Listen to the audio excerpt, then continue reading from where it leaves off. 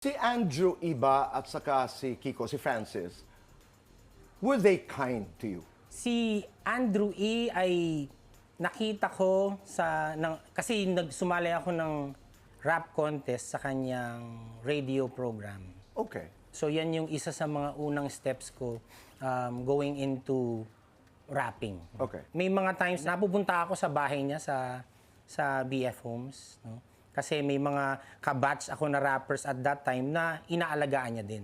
What about Si Francis? Sir Kicks ay ibang level. Ang naging relasyon ko kay Sir Kicks, ninong siya ng aking kambal, no?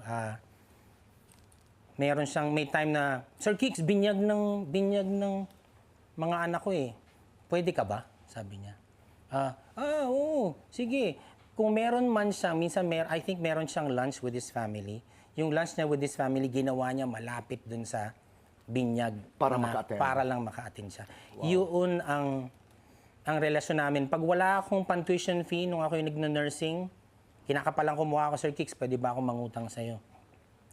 Sasabihin niya sa akin, daan ka dito sa Bulaga, bigyan kita ng pera, pang-tuition mo, walang strings attached. Siya nagsabi nito, ang pera kinikita, ang kaibigan mahirap, sabi niya.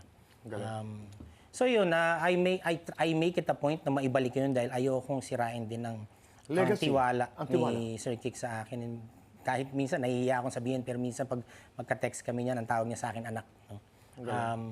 Ako'y fan ni Francis M. Parang understatement nga ang number 1 fan. Pero parang isang tagahangay magkaroon ng relasyon sa kanyang iniidolo ay isang bagay na sobrang agang tagumpay na para sa akin.